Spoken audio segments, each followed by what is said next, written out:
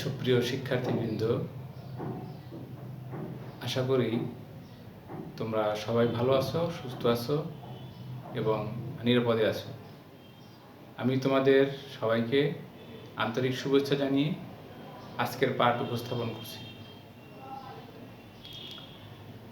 শিক্ষার্থীবৃন্দ, আজকে আমরা আলোচনা করব দ্বাদশ শ্রেণীর পদার্থবিজ্ঞান দ্বিতীয় পত্রের তৃতীয় অধ্যায়ের চলতড়িৎ থেকে কির্শফের সূত্র এবং কির্শফের সূত্রের সাহায্যে কোনো বর্তনীতে বিভিন্ন উপাংশে তড়িৎ কীভাবে প্রবাহিত হয় সেই প্রবাহমাত্রা নির্ণয় করার পদ্ধতি।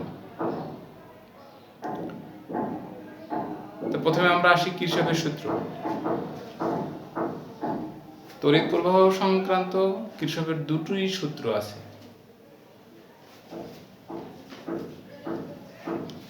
প্রথম সূত্র,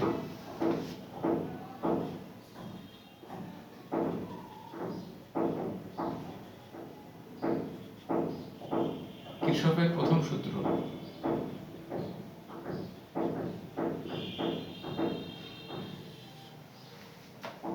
প্রথম সূত্রের অন্য একটি নাম আছে, যেটিকে বলা হয় বিন্দু সূত্র।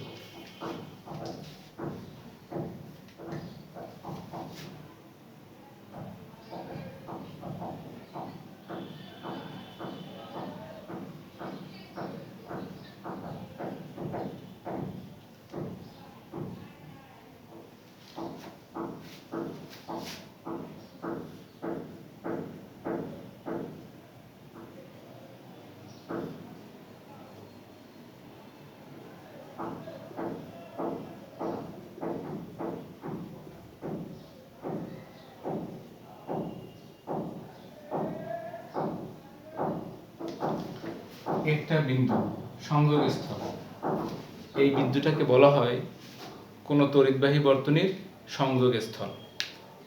এই বিন্দুটাকে বলা হয় তড়িৎবাহী বর্তনীর সংযোগস্থল।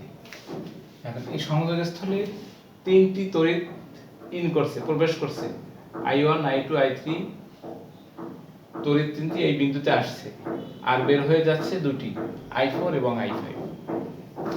তো কির্শফের মতে প্রথম সূত্র অনুসারে I1 plus I2 plus I3 equal to হবে I4 প্লাস I5। এটা যদি বাম পাশে নিয়ে আসি তাহলে কি হয়? I1 plus I2 plus I3 plus minus I4 plus minus I5 equal to 0। এটাকে একবার লেখা যায় সামেশন I ইকুয়াল টু 0। তাহলে কির্শফের সূত্রটি কিভাবে উপস্থাপন করেছেন?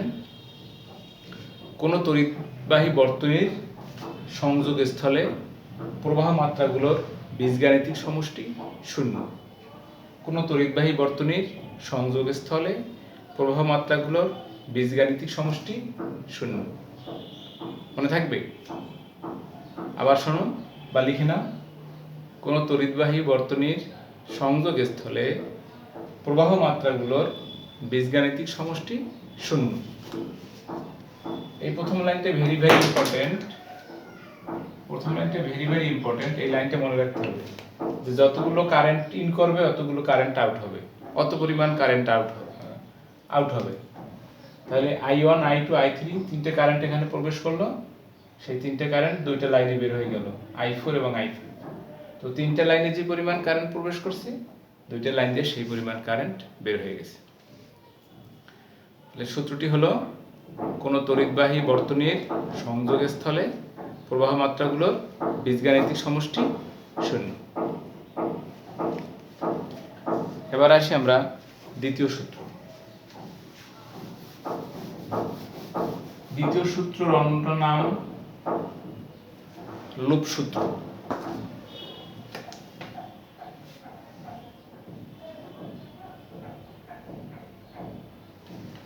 দ্বিতীয় সূত্রের অন্য নাম হলো লুপ সূত্র। এখানে আমরা একটা লুপ অঙ্কন করি।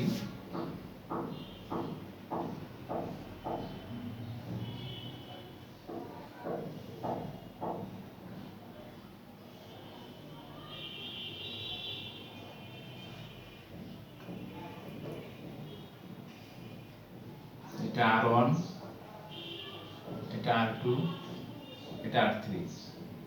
তড়িৎ চালক শক্তি হলো E, আর এখান থেকে কারেন্ট যাচ্ছে I, বর্তনীর মূল কারেন্ট I। যেহেতু রোধ তিনটি শ্রেণীতে যুক্ত আছে, সুতরাং প্রত্যেকটির মধ্য দিয়েই I পরিমাণ তড়িৎ প্রবাহিত হবে। এখানে সোর্স হলো E, এই E থেকে যে পরিমাণ শক্তি উৎপন্ন হচ্ছে, যে পরিমাণ বিভব পার্থক্য হচ্ছে, সেটা এখানে একটা বিভব পার্থক্য হচ্ছে, এখানে একটা বিভব পার্থক্য হচ্ছে, এখানে একটা বিভব পার্থক্য হচ্ছে। এই বিভব পার্থক্যটা হলো I R1, এই বিভব পার্থক্যটা হলো I R2, এই বিভব পার্থক্যটা হলো I R3।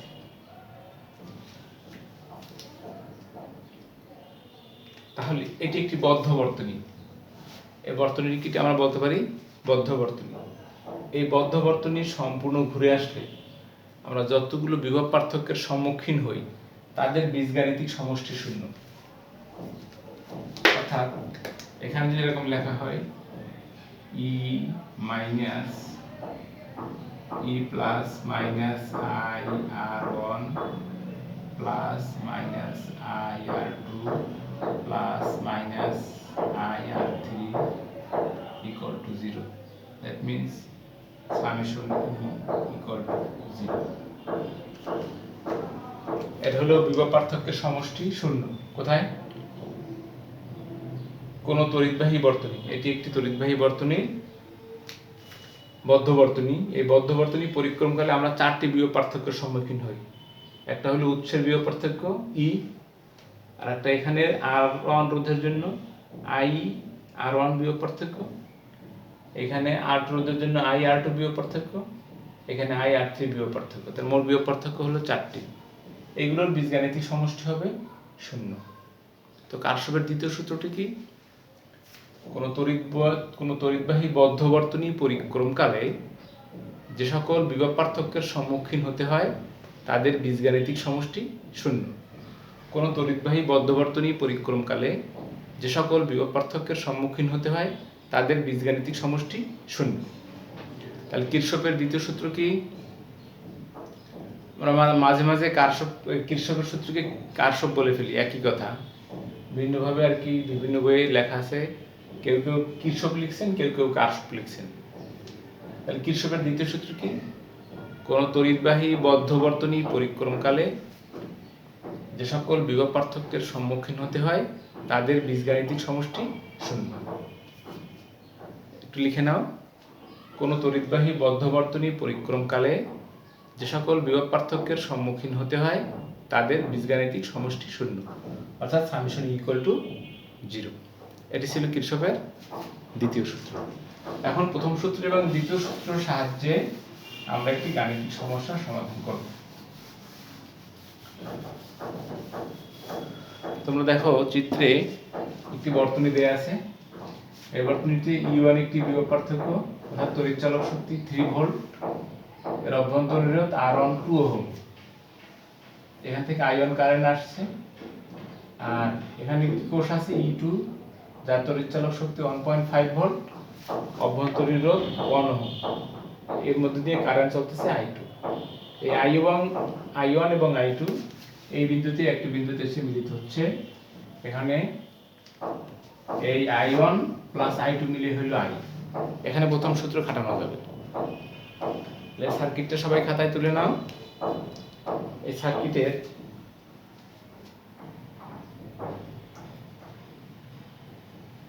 আমরা একটা বিন্দু দিয়ে, এর নাম দিয়ে দিই এই বিন্দু A B C B, এটা দিয়ে দিই P, এটা দিয়ে দিই Q, B C D P Q নাম দিয়ে দিলাম। তো বর্তনীতে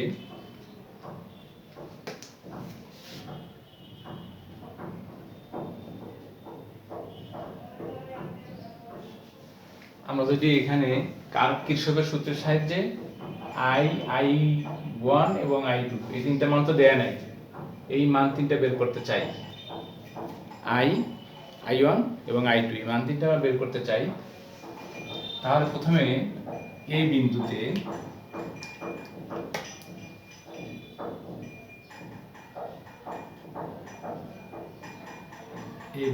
কিরশফের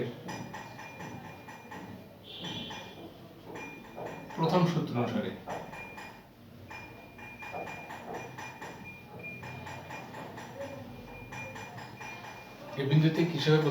অনুসারে এখানে দুইটা কারেন্ট ইন হয়েছে, I1 এবং I2 বের হয়ে আসছে I, তাহলে লিখতে পারি আমরা I1 plus I2 equal to I।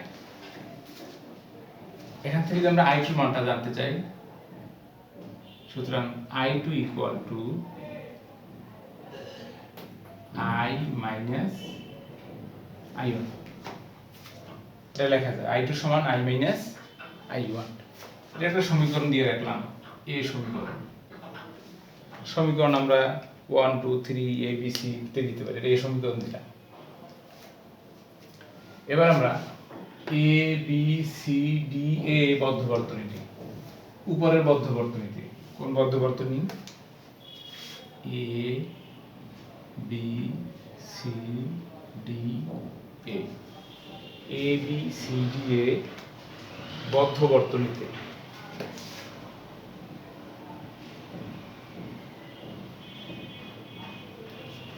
বর্তনীতে কিরশফের দ্বিতীয় সূত্র অনুসারে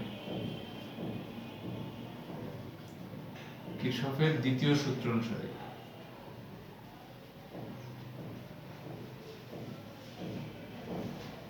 সূত্র অনুসারে লেখা যায়,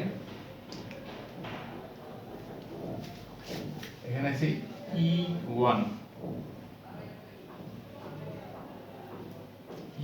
ইকুয়াল টু, এখানে রোধ আছে R1, কারেন্ট আছে I1, তাহলে I1 R1 প্লাস এখানে রোধ আছে I আর রোধ আর কারেন্ট মিলাই প্লাস IR। এখন যদি মান বসাই দিই এগুলো, তাহলে কি হবে? এর মান হলো 3 ভোল্ট বা 3 ইকুয়াল টু I1 এর মান জানি না, R1 এর মান 2, তাহলে 2 I1 প্লাস IR। এটাকে আমরা 1 নম্বর সমীকরণ দেব, সমীকরণ নম্বর 1।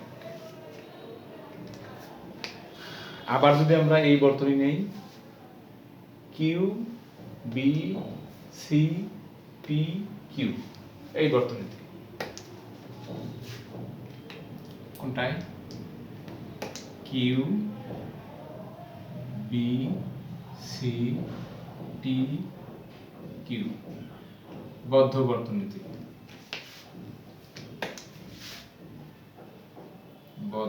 বর্তনীতে কিরশফের দ্বিতীয় সূত্র অনুসারে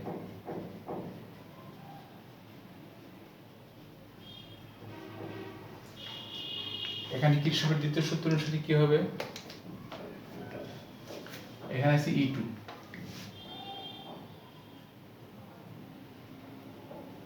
E2 সমান হবে I2 R2 প্লাস এখানে আছে IR।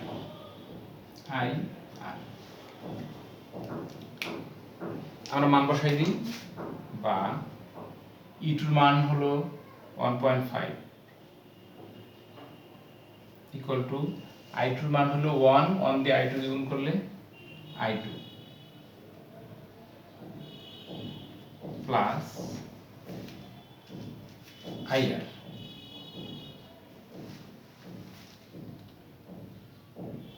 এটাকে আমরা 2 দিয়ে গুণ করতে চাই, এটাকে 2 দিয়ে গুণ করলে এখানে 3 ভোল্ট হবে,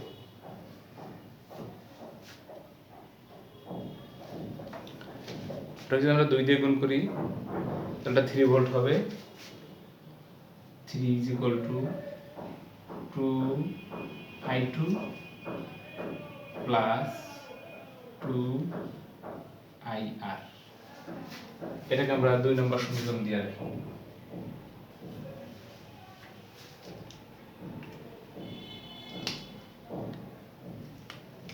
এক নং সমীকরণের আয়নের পরিবর্তে বা আমরা এই i2 এর মানটা 2 নম্বর সমীকরণে বসাই দিতে পারি। 2 নম্বর সমীকরণটা আমরা একটু পরে দেই, একটু মান বসিয়ে নেই। এখানে i2 এর মানটা এক নং এই নং সমীকরণের মান বসাই দেই, বা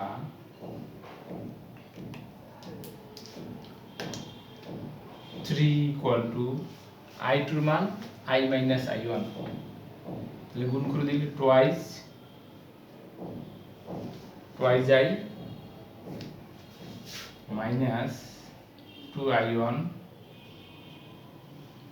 আর এটা হবে 2ir।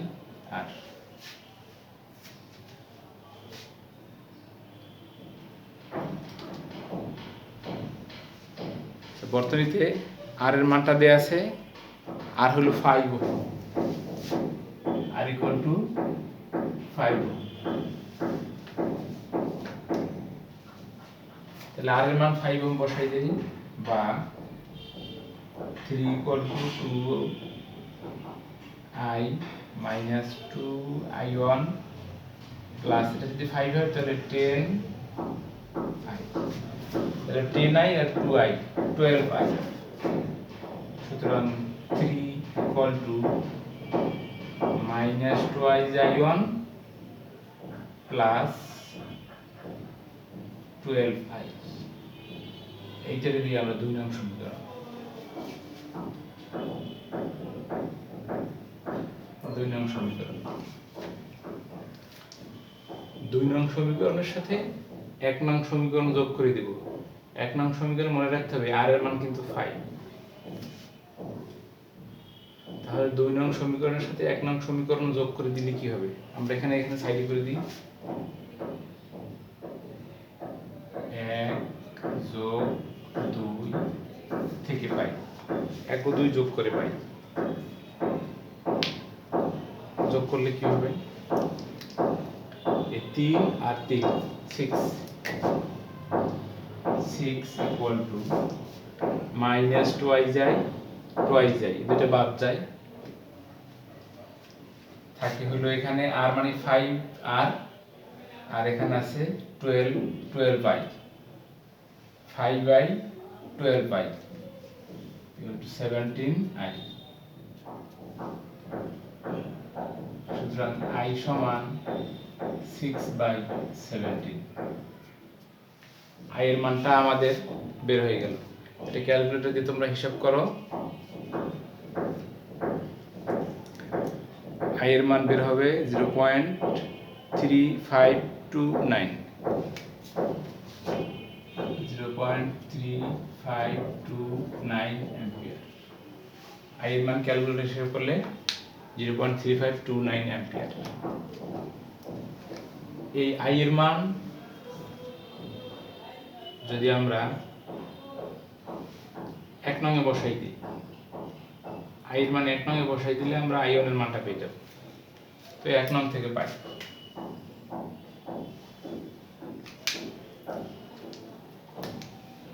থেকে পাই 3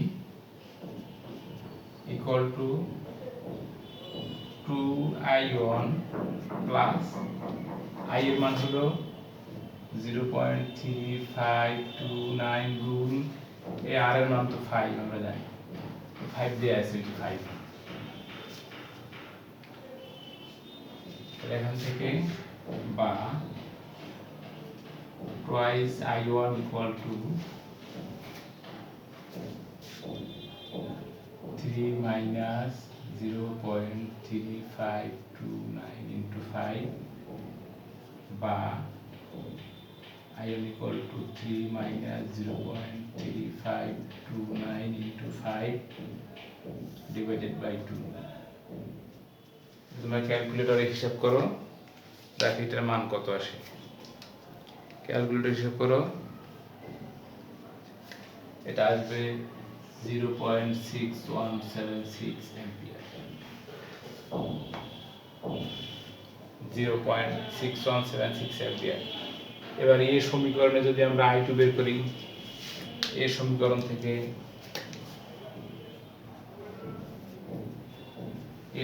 থেকে পাই I2 সমান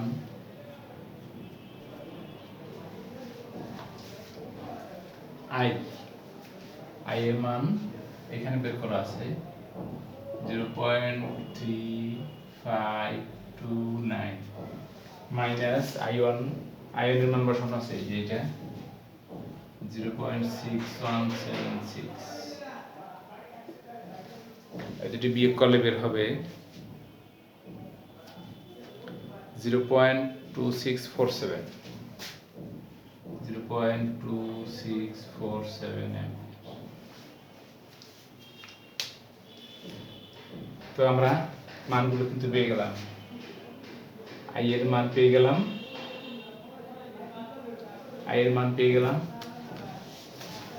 লিখে দিই এখানে I এর মান হলো 0.35 0.3529 অ্যাম্পিয়ার। I1 এর মান 6176 0.6176 অ্যাম্পিয়ার। I2 এর মান হবে মাইনাস, I2 মানটা হবে minus I2 equal to minus 2647 0.2647 ampere. তাহলে I এর মান মাইনাস কথার অর্থ এই কারেন্টটা মূলত উল্টা দিকে যাবে, কারণ এইটা 3 ভোল্ট, এটা 1.5 ভোল্ট, উল্টা দিকে আসবে এখান থেকে কারেন্ট। এটা দিয়ে মাইনাস চিহ্ন দ্বারা বোঝায় এই কারেন্টটা যাবে উল্টা দিকে। তো আশা করি নিশ্চয়ই তোমরা বুঝতে পেরেছো যে কিরশফের সূত্রের সাহায্যে বর্তনীর বিভিন্ন অংশের কারেন্টও বের করা যায়, আবার বিভব পার্থক্য বের করা যায়। বিষয়টি তোমরা বাসায় একটু চর্চা করবে, তাহলে তোমাদের যে জটিলতাগুলো আছে সেগুলো হয়তো দূর হবে। তো তোমরা ভালো থাকো এবং সুস্থ থাকো, এই আশা রেখে আজকের মতো এখানে শেষ করছি।